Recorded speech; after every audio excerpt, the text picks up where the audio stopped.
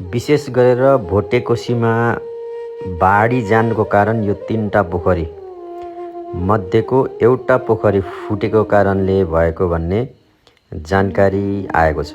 यो चीन तिब्बतमा रहेको यो एउटा पोखरी। अब हेर्नुस्, एउटा पोखरी फुट्दाखेरि त्यत्रो विध्वंस मचायो भने अरू पोखरी फुट्दा के होला, अझै एउटा पनि जोखिम छ भन्ने कुरा छ।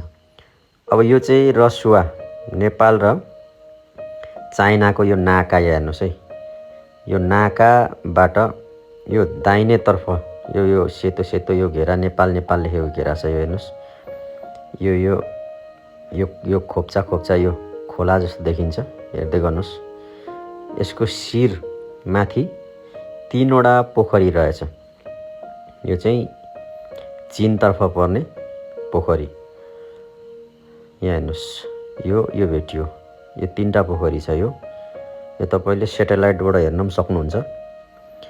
यो मध्येको एउटा मात्रै पोखरी फुट्दाखेरि अनुमानित 10,000 मानिसहरू है, यो भूकम्प गएको भन्दा पनि ठुलो घटना, यसलाई घटनाको नजरले हेरिराखिएको छ। र यो त्यहाँ माथि एउटा फुटेपछि चाहिँ यो हुँदै हुँदै हुँदै यो नेपालतर्फ यो बाढी चाहिँ झर्छ। अब यो बिचमा पानीको भाव कसरी बढ्यो भन्दा यहाँ चाइना र नेपालको यो बोर्डर छ।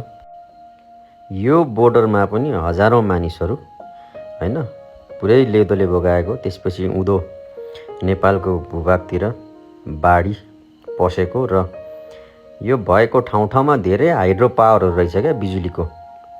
त्यो माथिको ठुलो लेदोले त्यो हाइड्रो पावरहरू भत्काउँदै पानीको स्रोत झन् ठुलो बढेपछि यो भोटेकोसीतर्फ पानी यसरी बढेको देखिन्छ। यो लोकेसन यहाँ तपाईँले हेरिराख्नु भएको छ, यो खोलाको लोकेसन हो।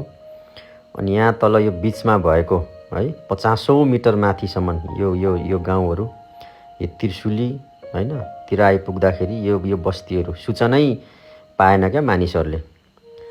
माथि 9 बजेतिर माथि रसुवा र चाइनाको त्यो नाका भत्काएपछि त्यसपछिको पानीको रफ्तार यता यो भोटेकोसीतर्फ बढेको देखिन्छ।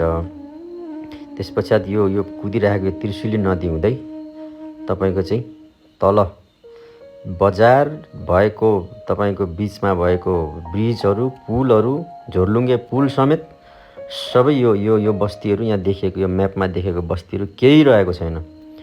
यो ड्याम हेर्नुहोस् त, यो ड्याम भत्कायो, झन् पानी बढ्दै गयो क्या। ड्याम थुनेर राखिएको थियो बिजुलीको लागि, विद्युतको लागि।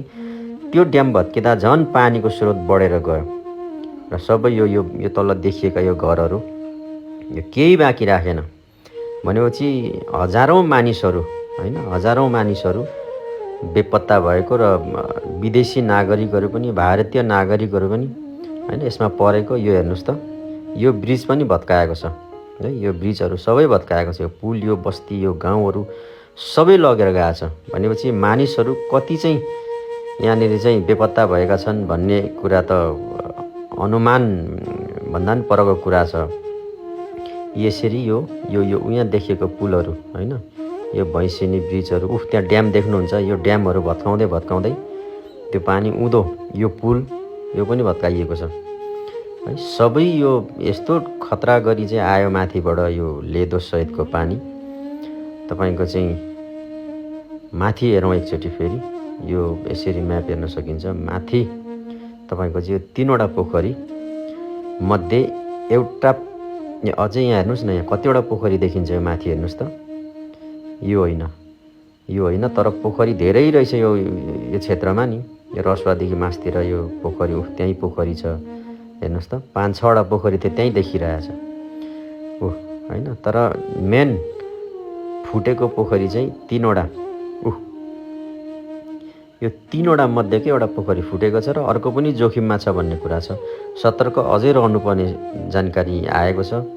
कृपया सतर्क रहनु होला। यहाँ वरिपरि अरू ठाउँ पनि हेरौँ पोखरीहरू हैन। 3वटा मध्ये एउटा फुट्दा त यस्तो हो जोखिम।